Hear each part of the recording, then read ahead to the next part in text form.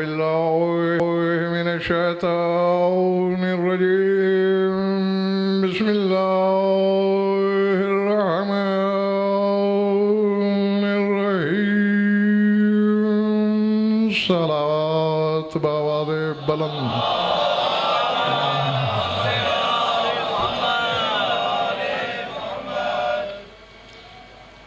درود ایسا کہ کچھ کہنے کو طبیعت چاہے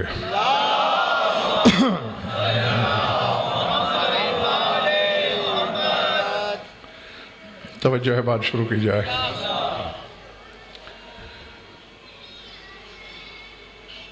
سورہ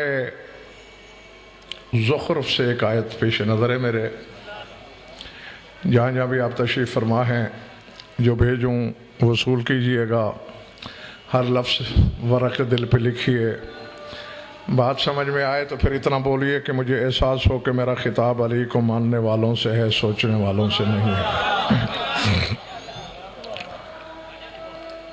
ارشاد ہے افانت تسمع الصم او تہدی العمی ومن کان فی ضلال مبین فَإِمَّا نَذْهَبَنَّ بِكَ فَإِنَّ مِنْهُمْ مُنْتَقِمُونَ وَإِمَّا نُرِيَنَّكَ الَّذِي وَعَدْنَاهُمْ فَإِنَّا عَلَيْهِمْ مُقْتَدِرُونَ۔ فرمایا اے میرے حبیب، کیا تو بہروں کو سنوائے گا؟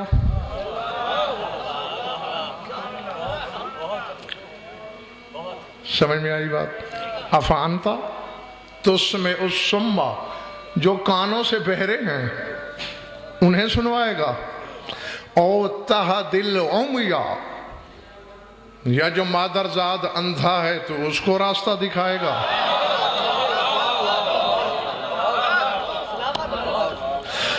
وَمَنْ كَانَ فِي ضَلَالٍ مُبِينٍ، جو کھلم کھلا گمراہی میں پڑا ہوا ہے تو اس کو ہدایت کرے گا۔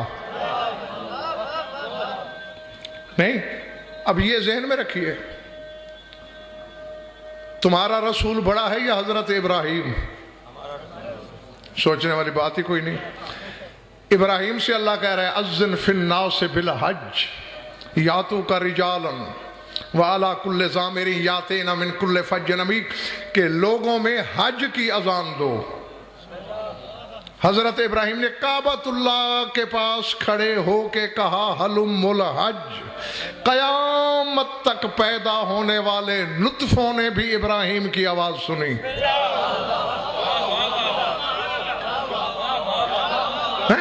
تو نہیں، مجھے ذرا جاگ کے بتائیے گا کہ ابراہیم کی آواز کی رسائی شب محشر تک ہے، رسول کی آواز کی رسائی کہاں تک ہونی چاہیے؟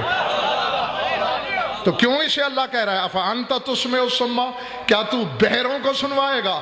معلوم ہوتا ہے زیغم کچھ ایسے لوگ ہیں جو کان رکھتے ہیں، رسول کی آواز سننے کے باوجود بہرے ہیں۔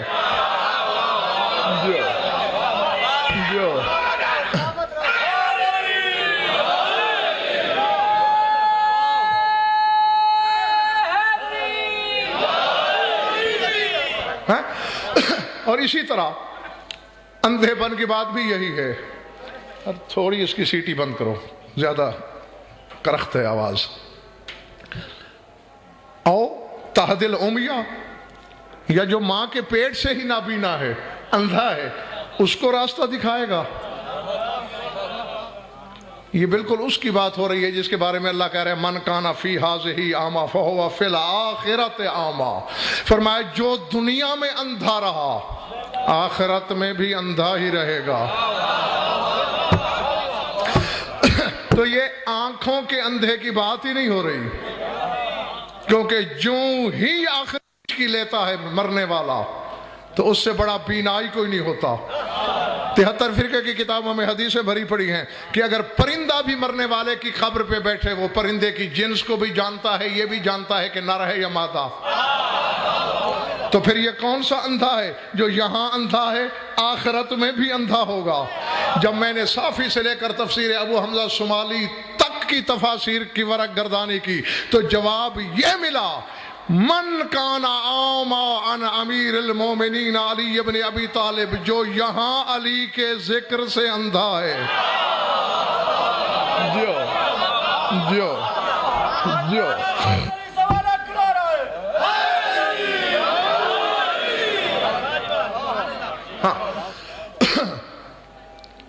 جسے علی نظر نہیں آتا، جو علی کو دیکھ کر بھی نہیں دیکھ سکتا،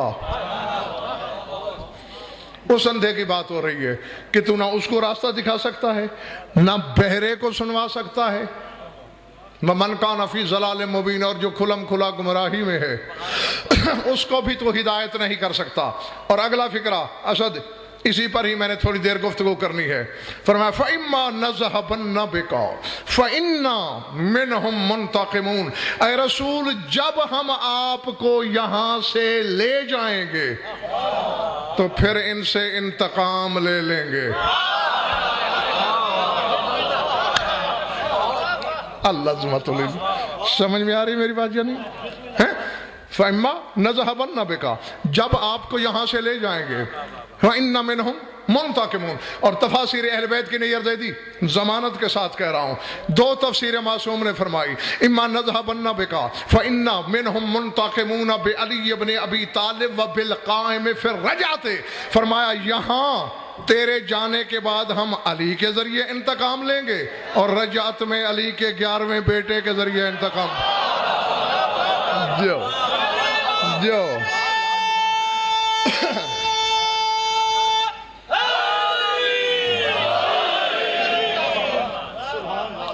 جیتے رہو جب تک تمہارا دل چاہے. انتقام کیوں روکا ہوا ہے اللہ نے؟ کیونکہ آپ کو نہیں لے گئے. جب رسول دنیا سے جائے گا پھر انتقام لے گا. تو بس یہاں نہ صحیح، کبھی فرصت ملے تو تنہائی کے لمحوں میں سوچئے گا ضرور. رسول کی موجودگی غضب کبریائی کو انتقام سے روک رہی ہے. فروخ رسول کی وجہ سے اللہ اپنے دشمن کو ڈھیل دے رہا ہے، مہلت دے رہا ہے. اور میں آج تمہارے سامعین کو بتانا یہ چاہتا ہوں کہ اللہ جانے اس گھر سے اسے کیا غرض وابستہ ہے کہ جو ان کے دامن سے لپٹ جائے، اس پہ جتنا غضبناک کیوں نہ ہو چھوڑ دیتا ہے، اور جس پر یہ غضبناک ہوں وہ چاہے اس کے دامن سے لپٹا ہوا ہو عذاب سے بچ نہیں سکتا. اللہ عظمت، سمجھ میں آئی میری بات؟ ہاں. اب رسول چونکہ موجود ہے تو رسول کی موجودگی کی وجہ سے اللہ عذاب نہیں دے رہا، انتقام نہیں لے رہا، مؤخر کرتا چلا جاتا ہے. اب جیسا کہ اسے گزر جانے دے میرا خیال ہے.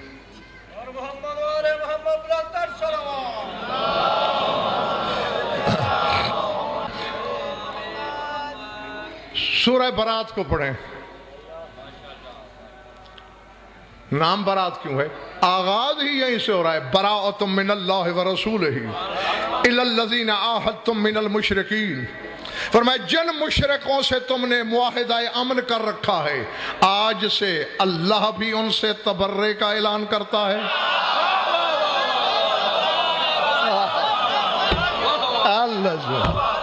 العظمت للہ.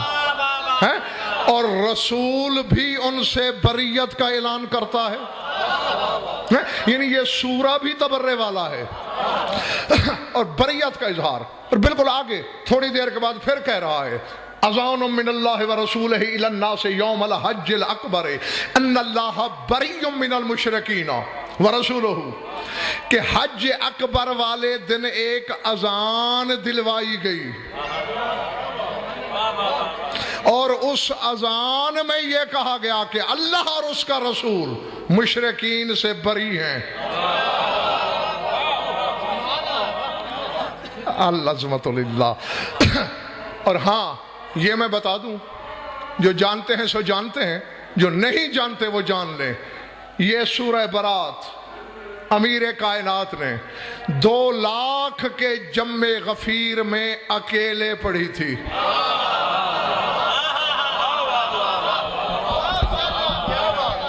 صاحبان اشارت کے لیے ایک بات کرنے لگا ہوں، پہلے رسول نے زیغم کسی اور کو بھیجا، فوراً جبریل آ گیا، ان اللہ یقول لک لا یؤدی عنک الا انت او رجل منک، اللہ سلام کے بعد کہہ رہا ہے کہ آپ کے حصے کی تبلیغ یا آپ خود کریں یا وہ مرد کرے جو تم میں سے ہو۔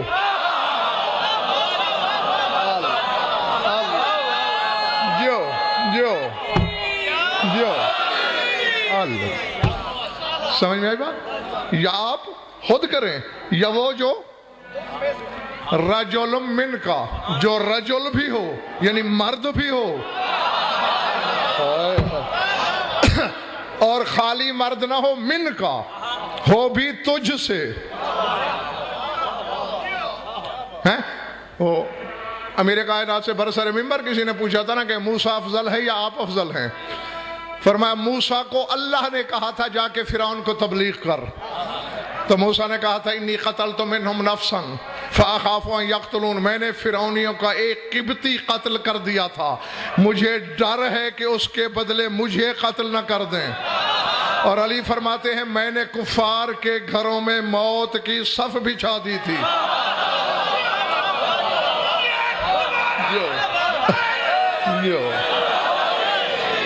اور مجھے اللہ نے نہیں کہا، رسول نے کہا، میں نے رسول سے نہیں کہا کہ مجھے اکیلے جاتے ہوئے ڈر لگتا ہے، اور میں تلوار لے کے بھی نہیں چلا تھا۔ ہاں تو اب یہ تبرے والا سورہ ہے، یعنی اس میں بریت ہی بریت ہے، بریت ہی بریت ہے۔ اللہ اکبر۔ بریت پر نظر دے دی، ایک آیت نہیں بلکہ 2 ہے، اجازت 2 آیتیں اور پڑھ دوں۔ اب یعنی بد نصیبی ملاحظہ فرمائیے کہ وہ بندہ کیا ہوگا جس سے اس بریت کا اعلان کیا جا رہا ہے۔ سورہ شورا کو پڑھنا، یہ مسجد ہے سامنے، قرآن مجید پڑھے ہیں، ممبر پہ لا سکتے ہو اگر طبیعت پہ جلدی ہے۔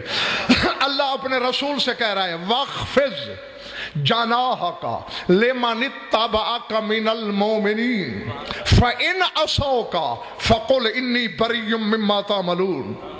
اے رسول، اب جن کو میری پڑھی ہوئی مجالس یاد ہے ان کا امتحان ہے یادداشت کا، تشریح کا وقت نہیں کیونکہ میری منزل اور ہے۔ اے رسول، کندھا جھکا دے اس کے لیے جس نے مومنین سے پہلے تیری پیروی کی ہے۔ سمجھ رہا؟ کندھا، یہ جب بت توڑے جانے لگے ہیں اس وقت کی آیت ہے۔ رسول نے کہا تھا بت اونچے ہیں، کوئی کسی کو اٹھائے تو ہاتھ پہنچے گا۔ خیبر شکن نے کندھا جھکایا، مصلحتاً جانتے بوجھتے رسول نے پاؤں اٹھایا کہ جبریل نے اٹھا ہوا پاؤں پکڑ کے چوم کے یہ آیت پڑھی کہ اللہ کہہ رہا ہے اس کے لیے کندھا خود جھکا۔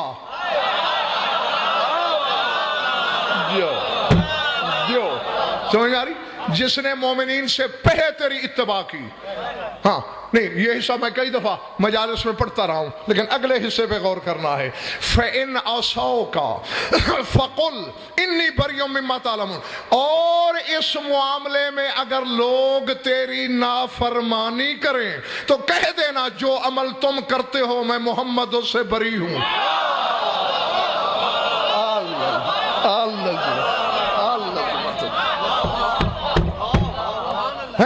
اب اللہ جانے کس نے اسے کس تناظر میں سنا۔ کہہ یہ رہا ہے کہ علی کے لیے کندھا جھکا، اور پھر کہتا ہے فَإِنْ عَصَوْكَ، اگر اس معاملے میں تیری نافرمانی کریں۔ نافرمانی کیا؟ یعنی ہمارا فریضہ یہ بنتا ہے فروغ کہ جس کے لیے رسول کندھا جھکائے ہم کیا جھکائیں؟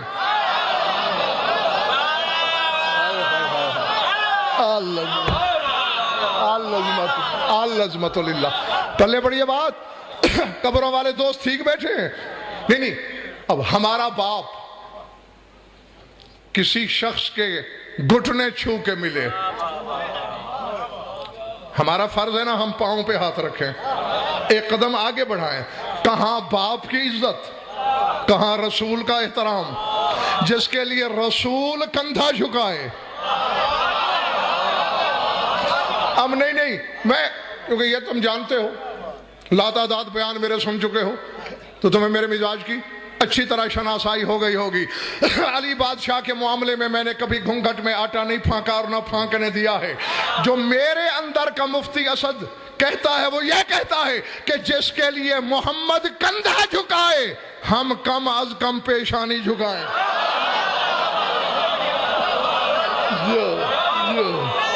جو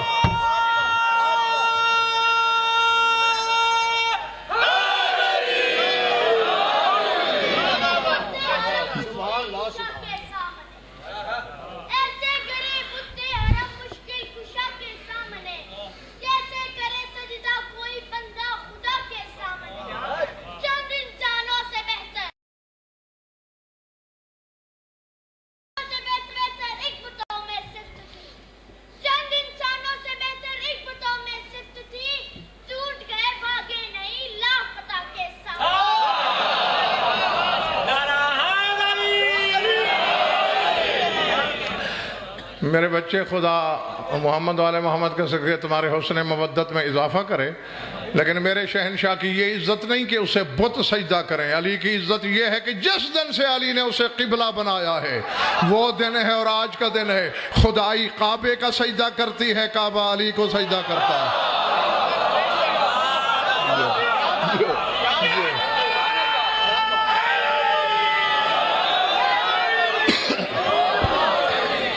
ہاں،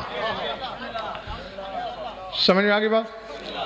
فَإِنْ أَصَوْكَ، اگر تیری نافرمانی کریں، فَقُلْ، تو پھر کہہ دو، اِنِّي بَرِيٌّ مِّمَّا تَعْمَلُونَ، اور نہیں کیا لطیف اشارہ ہے، تعملون، میں بری ہوں تمہارے عملوں سے۔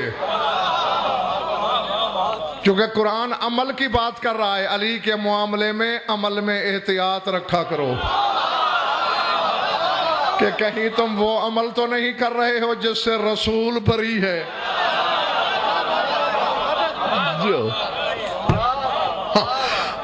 یعنی کتنا بد نصیب ہوگا وہ بندہ جس سے رسول کہے کہ میں تیرے عمل سے بری ہوں۔ امجد اسے اللہ عمل مانے گا؟ وہ عمل لکھا جائے گا؟ وہ عمل تولا جائے گا؟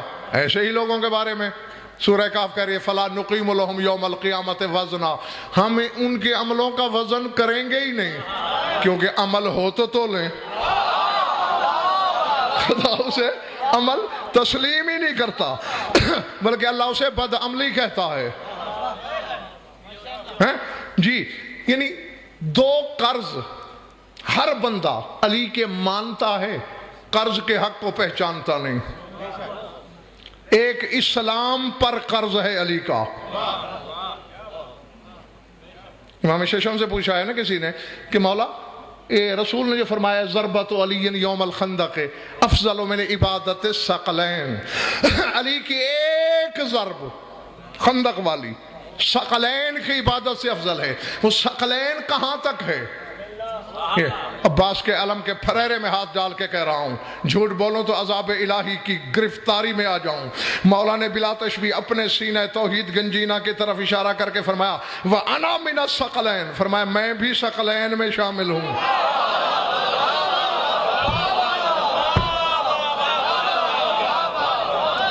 مولا آپ بھی ثقلین میں؟ ہاں ہاں، اس کا مطلب ہے 11 اماموں کی عبادت بھی ملا کر۔ بیٹھے ہو چلے گئے ہو؟ 11 ائمہ کی عبادت بھی ملائی جائے تو علی کی ایک ضرب افضل۔ اور پھر میدان قیامت میں اسد انہیں پتہ چل جائے گا اس ضرب کی قیمت کا، کہ جب علی کے گناہگار حبدار سر نے اڑائے بغلیں جھانکتے کھڑے ہوں گے، اس وقت خیبر شکن عالم جلال میں عرش کا پایا پکڑ کے کہے گا تیری طرف میرے حساب تو بڑے نکلتے ہیں، پہلے ذرا میری اس ضربت کا کھاتا کھولنا جو میں نے خندق میں ماری۔ اللہ اکبر.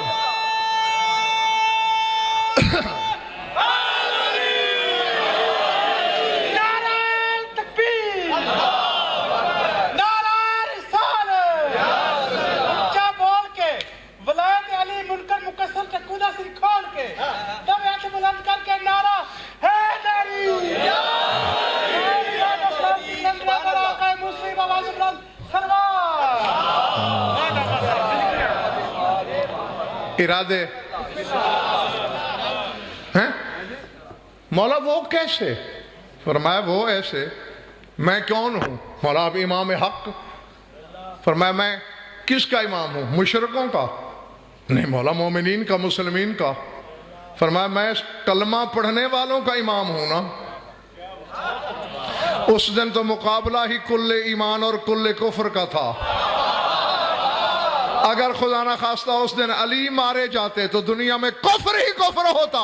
جب اسلام نہ ہوتا میں کس پر امام ہوتا؟ تو یہ اسلام پر قرض ہے میرے مولا کا، جس کا اسلام مقروض ہے. مسلم کیسے نہیں ہوگا؟ اور جو مسلم باطل کہہ کے اسے عبادتوں سے نکالنے کی فکر میں ہو، پھر ایسے کے لیے رسول نے کہا ہے انی بریوں مما تعملون، تم جو عمل کرتے ہو میں اس سے بری ہوں. دوسرے کعبہ پہ قرض ہے علی کا. میں نے غلط بات کہہ دی، میں نے دوستوں کو اجنبی بات کہہ دی.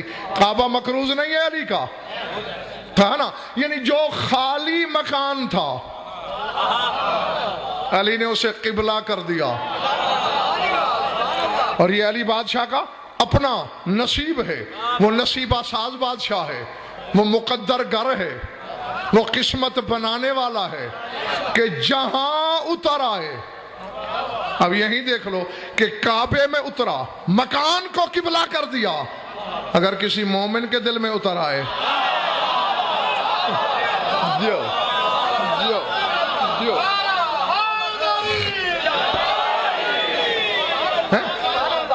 اسے کیا کر دے گا؟ مومن کے ساتھ کیا کر سکتا ہے؟ خیر یہ تو جملہ معترضہ تھا. یعنی رسول بری ہے. بات بری پہ ہوئی تھی نا، تو میں نے 2 آیتیں پڑھنے کی اجازت مانگی تھی. ایک پڑھ لی. ایک بندہ اس سے بھی بڑا بد نصیب ہے، یہ بھی کم بد نصیب نہیں ہے، جسے رسول کہے کہ میں تیرے عمل سے بری ہوں. سر اٹھانا. العظمت للہ. سورہ حشر. کون سا سورہ؟ 28واں پارہ ہے دوستو.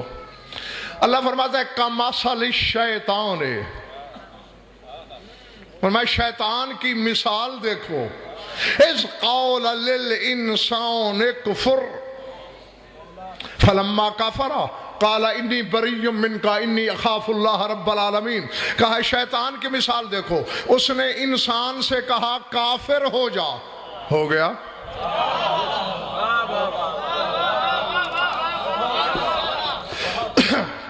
کچھ ممبر کی مجبوریاں ہوتی ہیں، ہاں یہاں کچھ محصور ہو کے بیان دینا پڑتا ہے. بیٹھک ہوتی تو اور طرح بات کرتا.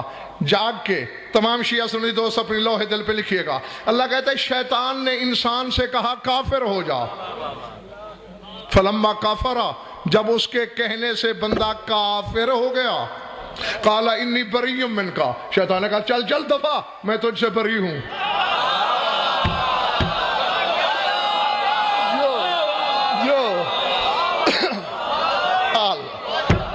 یار ذرا سوچنا ضرور کبھی تنہائی میں، یہ کون بد نصیب ہے جسے شیطان کہہ رہا ہے میں تجھ سے بری ہوں.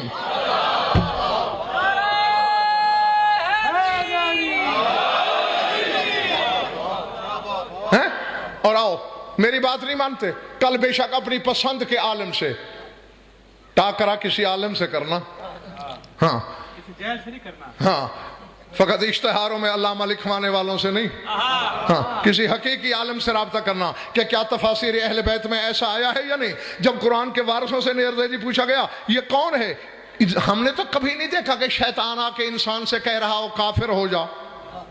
اور کوئی اس کے کہنے میں آ کے کافر ہو جائے. فرمایا قول الشیطان للنواصب عن کفر عن ولایت علی ابن ابی طالب فلما کفر قال انی بری منک انی اخاف اللہ رب العالمین. فرمایا شیطان ہر ایک سے نہیں، علی کی ولایت کے منکر سے کہتا ہے کہ علی کے حق میں کافر ہو جا. جب ہو جاتا ہے کہتا ہے دفع ہو، میں تو بری ہوں تم سے.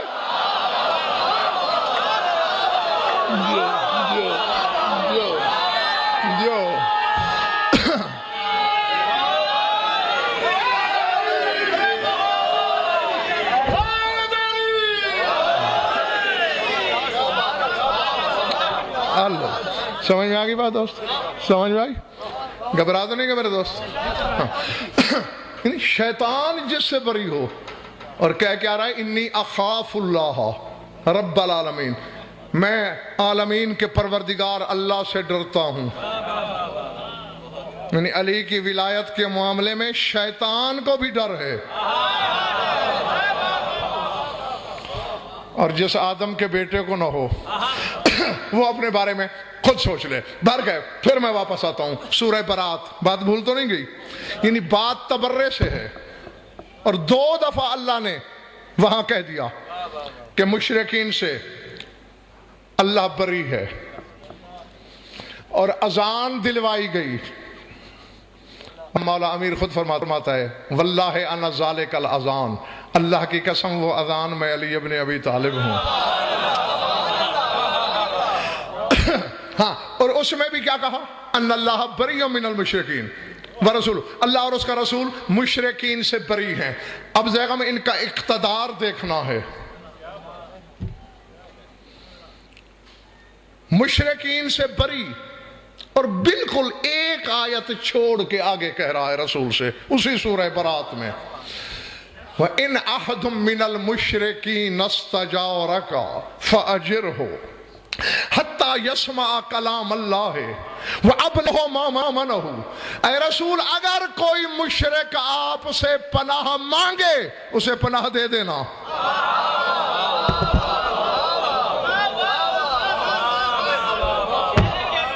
نہیں بہت تھوڑے دوست پہنچے ہیں میری بات تک. یعنی 2 دفعہ پہلے کہہ رہا ہے میں مشرکین سے بری ہوں.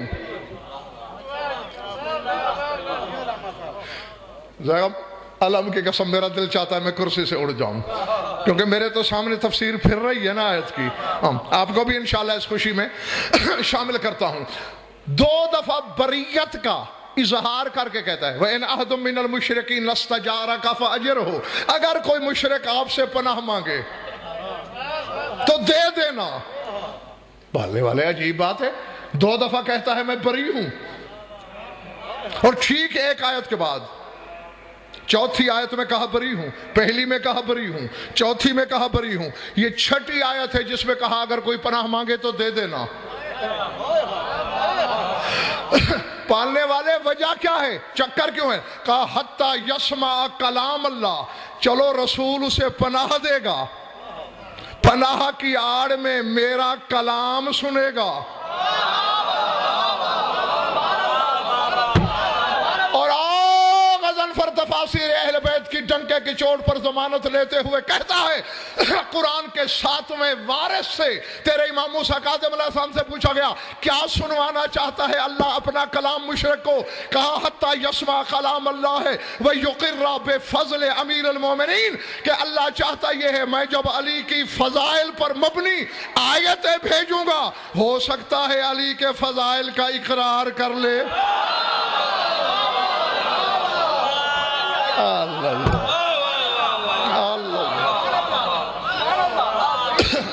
عظمت جو پلے پڑ گئی بات دوستو. ادھر والے ٹھیک ہیں؟ مسجد کے اندر والے یعنی مشرک ہیں. اور یہ تو مجھے بتانے کی ضرورت نہیں مشرک کون ہوتا ہے، جو اسے نہ مانے. اسے 2 دفعہ بریت کا اظہار کر کے کہتا ہے اگر یہ علی کی فضیلت کا اقرار کر لے.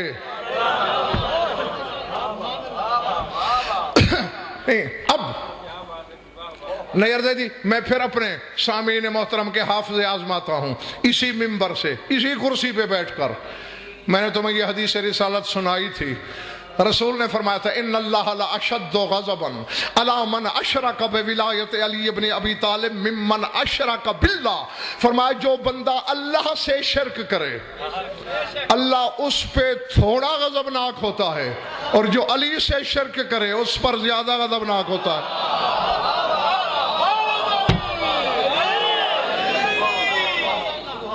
آ گیا ذہن میں؟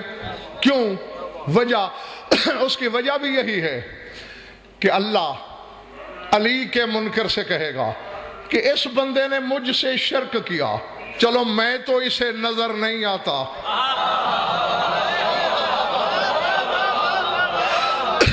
اس نے مجھے دیکھا نہیں، میں بدن نہیں رکھتا، میرا وجود نہیں. کم بخت تو نے تو علی کو دیکھا.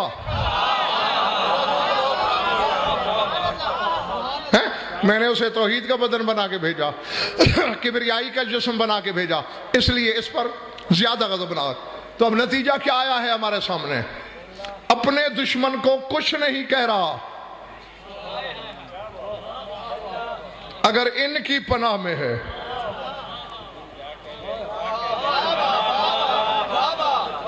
وہ کوئی ہو، میں آپ کو مثالیں دینے بیٹھ جاؤں خدا کی قسم رات گزر جائے گی.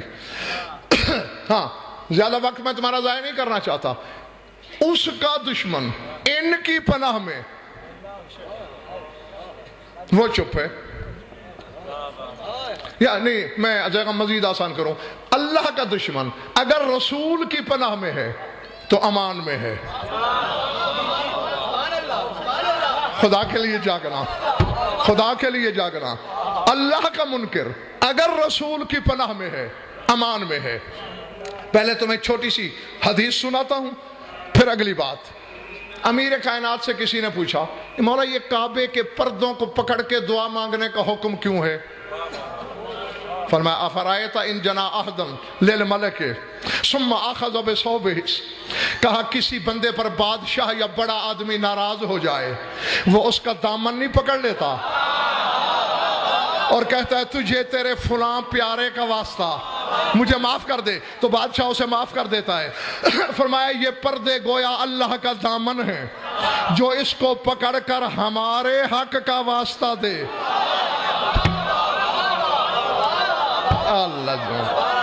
العظمت للہ.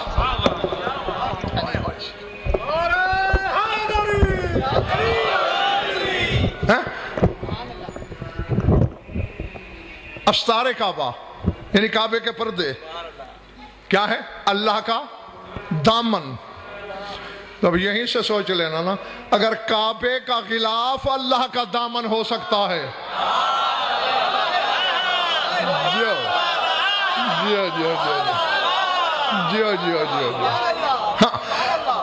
بس جیتے رہو کم از کم اپنے سردار قیامت تک. تو اب یہ ذہن میں رکھنا ہے کہ کعبے کے پردے اللہ کا دامن ہے.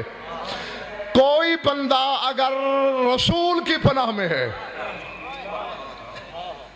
اور اللہ کا دشمن ہے تو اللہ خاموش ہے، میرے حبیب کی پناہ میں ہے، اس لیے میں کچھ نہیں کہتا.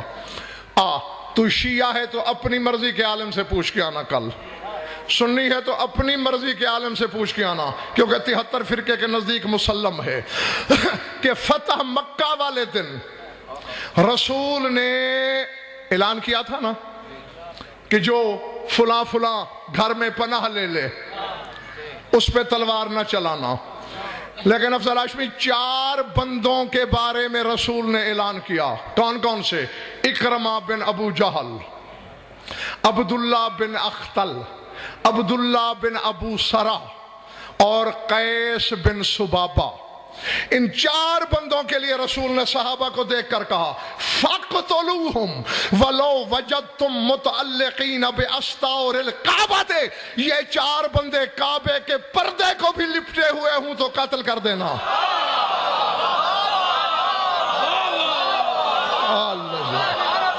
اللہ بلے پڑھیے میری بات، سر سے تو نہیں گزر گئی نا. میں پہلے حدیث پڑھ کے بتا چکا ہوں کہ کعبے کا پردہ اللہ کا دامن ہے.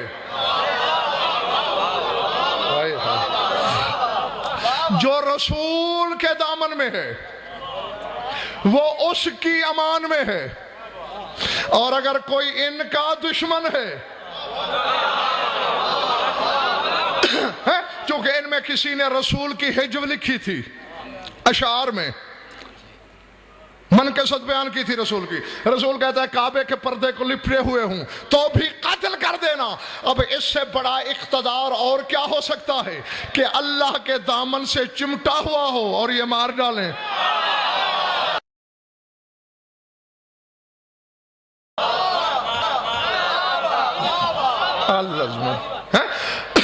جو اللہ کے دامن میں پناہ نہ پا سکے، اگر ان کا دشمن ہے،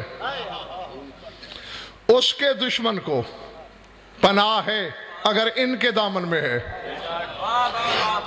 ان کے دشمن کو پناہ نہیں چاہے اس کے دامن میں چھپا ہوا ہے۔ میں زیغم تیرے مجمع کے اذہان کو تیار کر رہا ہوں، جملہ بڑے عامیانہ سے انداز میں کہنا ہے، جانتے میری قوم کے بچے بھی ہیں، لیکن جس تناظر میں چاہتا ہوں اس میں ذرا اسے سنیں، آئینہ ضمیر میں تصویریں دیکھنا۔ جو اللہ کا دشمن ہے اگر میرے رسول کے دامن میں ہے تو پناہ، اگر رسول کا دشمن ہے اللہ کے دامن میں بھی پناہ نہیں۔ یعنی دوسرے آسان لفظوں میں یہ اللہ سے چھڑا سکتا ہے،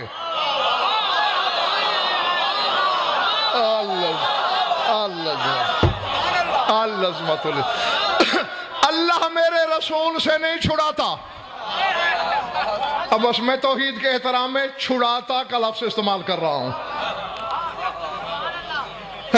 جی جو اس کا ملزم مجرم ہے یہ اسے چھڑا لیتے ہیں، جو ان کا مجرم ہے اسے اللہ نہیں چھڑاتا۔ یہ ہے رسول کی شان۔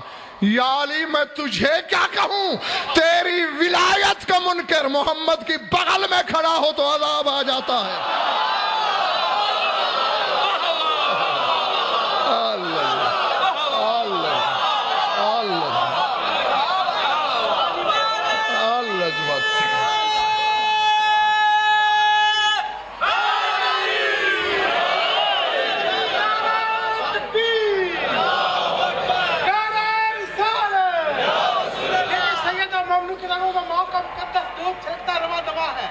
محکم قدس دور کا حق ادا کرے، علی ولی کا استقبال کرے، دونوں ہاتھ بلند کر کے نعرہ سمجھ میں آگئی بات؟ ہم اللہ جانے علی کی ولایت میں کیا جادو ہے، کیا راز ہے، کیا طلسم ہے کہ اس کا منکر رسول کی بغل میں کھڑا ہے تو اسے وہاں بھی امان نہیں۔ پالنے والے یہ حلالی موالی بھی سمجھنا چاہتے ہیں، اور میں بھی، جو تیرا منکر ہے اسے رسول پناہ دے سکتا ہے۔ تھک گیا تو میں بس کرتا ہوں، ٹھیک ہے نا؟ جو اللہ کا منکر ہے اسے نہیں دے دی پناہ مل رہی ہے نا، لیکن علی کے منکر کو کیوں نہیں؟ فرمایا غزل فریضیان نہ بک، میں لفظ ہی لفظ ہوں، میں غیب ہی غیب ہوں، نہ مجھے کسی نے دیکھا نہ سنا نہ کوئی مجھ تک پہنچا، میرے ظاہر کا نام علی ہے۔ جو علی کا انکار کر رہا ہے وہی تو جلی کا انکار کر رہا ہے۔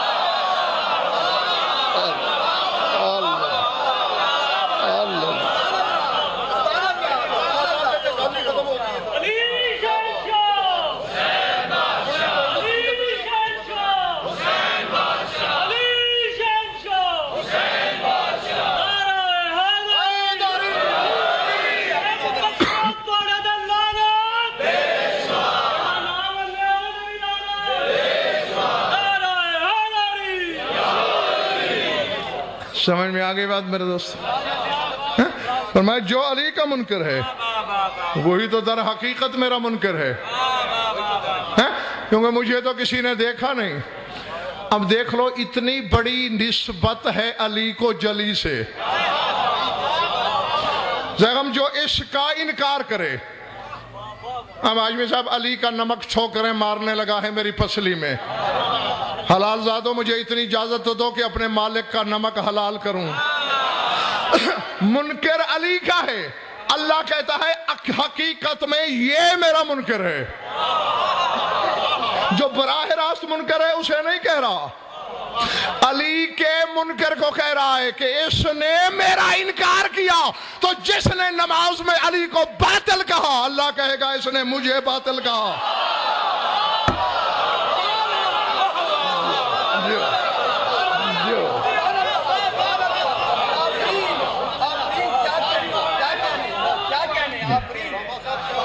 جو کونین کے رازوں کو علی کہتے ہیں، دین اسلام کے نازوں کو علی کہتے ہیں.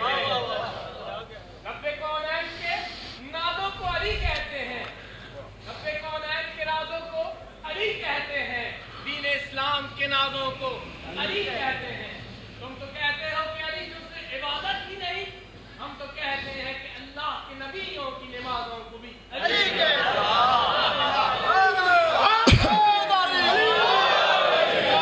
میرے عزیز، علی جزو عبادت نہیں، کائنات کی ساری عبادتیں علی کا جز ہیں.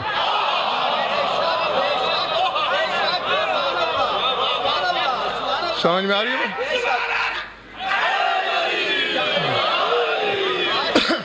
ہاں، صرف تیری میری عبادتیں نہیں، آدم سے عیسیٰ تک نبیوں کی عبادتیں. اگر اجازت دو تو میں کہوں بس کائنات کی عبادتیں. کیوں کہا تھا تیرے رسول سے اللہ نے تیور بدل کے؟ تم نے سوچا نہیں؟ میردیدی پیار اتنا کرتا ہے، ٹھنڈے پانی سے وضو کرے تو کہتا ہے تاہا ما انزلنا علیک القرآن لتشقی. اے میرے طیب و طاہر نبی، میں نے قرآن تیری مشقت کے لیے تھوڑی نازل کیا ہے، تو بھی میرا نماز بھی میری رہنے دے.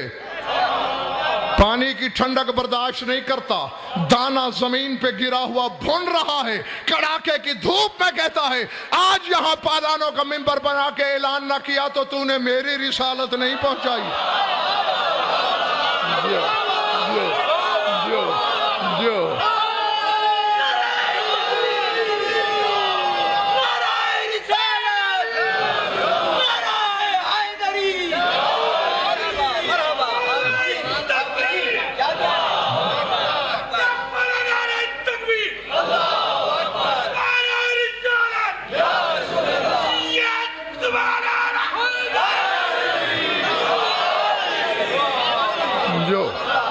سمجھ میں آگئی بات دوستو؟ تو جب رسول سے، یعنی جو علی کا بھی مولا ہے، جب اس سے لہجہ بدل کے کہہ رہا ہے پھر تو نے میری رسالت نہیں پہنچائی. آج تک جو پہنچاتا رہا وہ تیری رسالت تھی. آج ہے میری رسالت. تو پہلے 22-23 برسوں میں کیا پہنچایا تھا؟ نمازیں، روزے، حج، زکوٰۃ، خمس، جہاد، صدقات، خیرات، قرآن. نماز سے لے کر قرآن تک نبی کی رسالت ہے. علی ولی اللہ، اللہ کی رسالت ہے.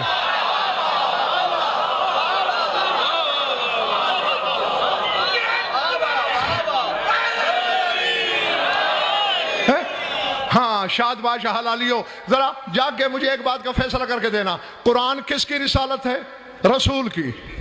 اور علی، اللہ نے رسول کی رسالت کو شروع علی سے کیا.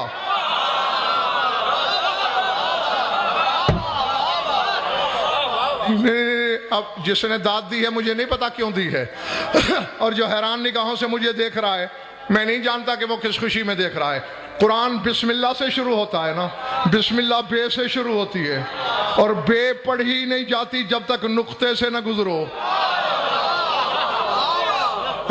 تو اللہ نے رسول کی رسالت کو علی سے شروع کر کے بتا دیا کہ خبردار محمد کی رسالت میں میری رسالت کو آنے سے روکنے کی کوشش نہ کرنا. سمجھ میں آ گئی بات؟ ہاں، ورنہ مارے جاؤ گے. اور بالکل ایسا ہی ہے، یعنی اس بچے سے بھی اگر یہ مسئلہ پوچھا جائے تو یہ بتا سکے گا۔ ایک بندہ کہہ رہا ہو اللہ حق، اللہ یا رحمان یا رحیم، یعنی کسی طرح اللہ کا ورد کر رہا ہو، پوچھنا پڑ جائے گا اس سے کہ ہمارے رسول کو مانتے ہو؟ ہو سکتا ہے یہودی ہو، کیونکہ اللہ اللہ تو یہودی بھی کرتے ہیں، ہو سکتا ہے نصرانی ہو، اللہ اللہ تو وہ بھی کرتے ہیں، پوچھنے کی ضرورت پیش آ سکتی ہے نا۔ اسی طرح کوئی بندہ یا رسول اللہ کہہ رہا ہو، پوچھنے کی ضرورت پیش آ سکتی ہے نجف والے کو مانتے ہو؟ لیکن اگر کوئی یا علی حق کہہ رہا ہو، عقل کا دشمن بھی نہیں پوچھے گا کہ اللہ کو مانتے ہو یا محمد کو مانتے ہو؟ جو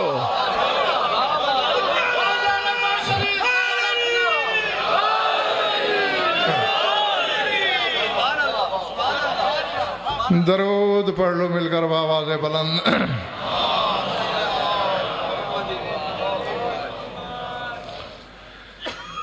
کچھ لطف آیا یا وقت ضائع ہوا ہے؟ خوش رہو، آباد رہو، مولا آپ سب کی عبادت قبول فرمائے۔ تقریباً ہر مجلس میں یہی جملہ ہمیشہ پوچھا ہے میں نے آپ سے، صرف اس لیے کہ ننگے سر بیٹھی ہوئی اس قوم کو یہ احساس دلاؤں کہ لاکھ دریا علم کے بہائے جائیں، اگر چار آنسو نہ بہیں، آنکھوں میں نمی نہ اترے، تو پھر شام سے آنے والی راضی نہیں ہوتی۔ نہ وہ ہمارے علم سننے آتی ہے، نہ اسے ہماری خطابتوں سے کوئی غرض۔ اس سے جب بھی کسی نے پوچھا کہ بے علموں کی محفل میں کیوں جاتی ہو، تو اس نے ہمیشہ یہی کہا، حسین کو رونے۔ اس کی آمد کا مقصد رونا ہے۔ میں اپنی طرف سے کوشش کرتا ہوں، آپ اپنی طرف سے کوشش کیجئے گا کہ ایک آنسو بھی آ جائے نا تو آنکھ کا وضو ہو جاتا ہے، اور جب وضو ہو تو پھر نماز ہوتی ہے۔ تو نماز عشق کے لیے غم شبیر کے آنسو کے قطرے سے آنکھ کا وضو کرانا ضروری ہے، اور یہی سوچ کے ایک ایک آنسو بہانے کی کوشش کرنا کہ جو ہزاروں میلوں کا روز سفر کرتی ہے۔ العظمت للہ۔ آخر کس درجے کی محبت ہے اس بہن کو اپنے بھائی حسین سے؟ یہ میرے دائیں بائیں علم ہے، سامنے بھی مسجود وفا کا علم ہے، اور ویسے بھی اس منبر پہ کھڑے ہو کے غلط بیانی نہیں ہو سکتی۔ ایک نہیں، لا تعداد کتابوں میں نے پڑھا ہے کہ گہوارے میں بھی جب تھی یہ شام والی بی بی، بے شک نانا موجود ہو، بے شک بابا ہو، اماں ہو، حسن بھائی ہو، بے قرار ہو جاتی تھی، رونا شروع کرتی تھی، اور تب تک خاموش نہیں ہوتی تھی جب تک حسین نہ آ جائے۔ العظمت للہ۔ علامہ رضی قزوینی اعلی اللہ مقامہ کی روایت ہے کہ جس دن سے دنیا میں آئی ہے یہ بی بی، کائنات کی بڑی سے بڑی مظلوم ہستی کو دیکھ لو پنڈی والو، اس کی مظلومیت ظلم واقع ہونے کے بعد ہوتی ہے۔ حسین کو مظلوم کربلا شہادت کے بعد کہا گیا۔ بطول نے سبت علیہ مصائب ان کا نعرہ مصیبتوں کے بعد مارا۔ یہ کائنات کی پہلی اور آخری ہستی ہے جس نے پہلے دن اپنے نانا سے ام المصائب کا خطاب پایا۔ اللہ اکبر۔ کیوں؟ علامہ موصوف لکھتے ہیں کہ دنیا میں آئی اور آتے ہی بغد بکان عالیہ، اونچی اونچی آواز میں رونا شروع کیا۔ ہو سکتا ہے کسی کے ذہن میں اعتراض سر کے کہ یہ کوئی نئی بات تو نہیں، ہر بچہ ولادت کے وقت روتا ہے۔ رونے والوں صرف رو رہی ہوتی تو نہ کتابوں میں آتا نہ میں پڑھتا۔ عام بچی نہیں تھی، عالمہ غیر معلمہ تھی، شہر علم کی نواسی تھی، باب العلم کی بیٹی تھی، صرف رو نہیں رہی تھی، ساتھ کچھ کہہ بھی رہی تھی۔ واہ غربتا، واہ مظلومہ، واہ حسینہ، العظمت للہ۔ 1450 سال کے بعد غضنفر نے یہ جملہ کہا، تمہاری چیخیں نکل گئی ہیں، زبان بھی میری تھی، جب زینب کی زبان سے یہ جملہ ادا ہوا ہوگا، رونے والا بطول پہ کون سی قیامت نہیں گزری ہوگی۔ ماں کے کلیجے پہ چھری چل گئی، ہاتھوں پہ لیا، جھلایا، بوسے دیے، خاموش کرانے کی کوشش کی، لیکن بی بی خاموش نہیں ہوئی۔ فضا کو بھیجا، میرے بابا کو بلاؤ۔ رسول اندر آئے، بابا جب سے آئی ہے، واہ غربتا، واہ حسرتا، بابا میرا ماں کا کلیجہ ہے، میرا جگر پھٹ رہا ہے، بچی کو خاموش کرائیے۔ رسول قریب آئے، جھکے، گیسوؤں پہ بوسہ دیا اور سر چوم کے کہا، اسکتی یا ام المصائب، اے مصیبتوں کی ماں خاموش ہو جا۔ علامہ موصوف لکھتے ہیں کہ گریا پہلے سے بھی بڑھ گیا۔ رسول روتے ہوئے ہٹ گئے، کہا علی بادشاہ کو بلاؤ، مجھ سے خاموش نہیں ہوئی۔ خیبر شکن آیا، بلا تشبیہ کلائیاں چومی، کلائیوں پہ بوسہ دے کے کہا، اسکتی یا ام المحن، اے دردوں کی ماں خاموش ہو جاؤ۔ رونے والوں گریا پہلے سے بھی بڑھ گیا۔ جس کے سینے میں پتھر کا ٹکڑا نہیں، گوشت کا دل ہے، وہ ایک لمحہ میری طرف دیکھے گا۔ حسن بادشاہ آیا، اس نے کہا، اسکتی یا کعبۃ الرضایا، اور دکھوں کا قبلہ خاموش ہو جا۔ گریا پہلے سے بڑھ گیا۔ میں حرفوں کا ضامن ہوں۔ گہوارے کی ڈوریں پکڑ کے ماں نے رونا شروع کیا، چوکٹ پکڑ کے رسول نے رونا شروع کیا، کمر پہ ہاتھ رکھ کے صحن میں چل چل کے خیبر شکن نے رونا شروع کیا، گھر کے کونے میں کھڑے ہو کے حسن نے رونا شروع کیا۔ اچانک دروازہ کھلا، 2 سال کی عمر ہے کربلا والے کی، حسین نے قدم آگے رکھا، روتے ہوئے دیکھا، کہا اماں فضا خیریت ہے؟ آج سارا گھر امام باڑا کیوں بنا ہوا ہے؟ آج سارے سردار رو کیوں رہے ہیں؟ فضا نے منہ پیٹ کے کہا، لیتنی کنت عمیانا، کاش میں اندھی ہوتی، کاش میں بہری ہوتی، یہ منظر نہ دیکھتی، یہ جملے نہ سنتی، جب سے تیری بہن دنیا میں آئی۔ واہ غربتا، واہ مظلومہ، نعرے مار مار کے رو رہی ہے۔ سب نے کوشش کی، خاموش نہیں ہوئی۔ لفظ سمجھ لینا، رونا چاہتے ہو۔ حسین نے ٹھنڈی سانس لے کے کہا، اماں دیکھ، میرا نانا ملک رسالت کا بادشاہ، میرا بابا اقلیم ولایت کا تاجدار، میری ماں کشور عصمت کی ملکہ، میرا بھائی ملک ولایت کا شہزادہ، یہ سارے بادشاہ لوگ ہیں۔ بادشاہوں کو کیا پتا مظلوموں کو چپ کیسے کرایا جاتا ہے؟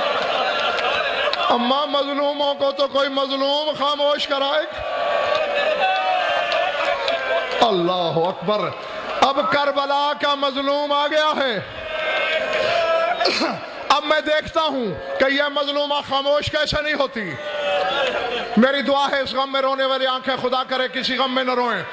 بس ختم کر دی میں نے بات۔ گہوارے کے قریب آیا حسین، بلا تشبیہ پنجوں پہ کھڑے ہوئے، اختی اسکتی، بہنا خاموش ہو جا۔ گریا جاری رہا، ذرا آواز بلند کی، اختا اسکتی وانظری الیہ ہا انا حسین، بہنا چپ ہو جا، بند آنکھیں کھول کے میری آنکھوں میں ڈال، میں حسین کہہ رہا ہوں۔ گریا جاری رہا۔ اچانک حسین نے لہجے کے تیور بدلے، کہا میں اپنا تعارف کرا کے تجھے کہہ رہا ہوں، نہ تیرا گریا رکتا ہے، نہ تیری بند آنکھ کھلتی ہے۔ لگتا ہے عالم ازل میں تو نے مجھ سے حصے داری نہیں کی، لگتا ہے تو نے میرے ساتھ کوئی شراکت نہیں کی، بس یہ کہنا تھا۔ گریا بھی رک گیا، بند آنکھیں کھول کے بھائی کی آنکھوں میں آنکھیں ڈال کے کہتے ہیں، حسین آج حصے داری کا تانا دے کر تو نے زینب کی بند آنکھیں کھلوا لی، میرا یہ قرض ہے، اسے یاد رکھنا، بھول نہ جانا۔ جب کل کربلا میں میرے سر سے چادر اتر جائے پھر میں بھی تمہیں نیزے پہ آنکھیں بند نہیں کرنے دوں گی، مجھے بھی شرابی کے دربار میں ننگے سر دیکھنا ہوگا، مجھے بھی بازاروں میں پتھر کھاتے ہوئے دیکھنا وَسَيَعْلَمُ الَّذِينَ ظَلَمُوا أَيَّ مُنْقَلِبٍ يَنْقَلِبُونَ أَلَا لَعْنَةُ اللَّهِ عَلَى الْقَوْمِ الظَّالِمِينَ۔ بار الہ مجلس اعضاء کو منظور و مقبول فرما، بانی اشرا کی مسائی کو شرف قبولیت سے مشرف فرما، مومنین مومنات کی شرکت مبدل بسعادت فرما، ہماری اولیاء بیان قبول فرما، جو ان بھی اولاد ہیں اولاد نرین عطا فرما، جو بیمار ہیں شفاء کاملہ عطا فرما، جو مقروض اور تنگ دست ہیں ان کی تنگ دستی دور فرما، یہ بے گناہ قید ہیں رہائی عطا فرما، جمیع مومنین مومنات کے جو حاجات و قضاء عدل و شریعت کے نزدیک جائز ہیں پورے فرما، ہماری لاکھوں دعاؤں کی ایک دعا ہے ہمارے وارث کا جلد ظہور فرما۔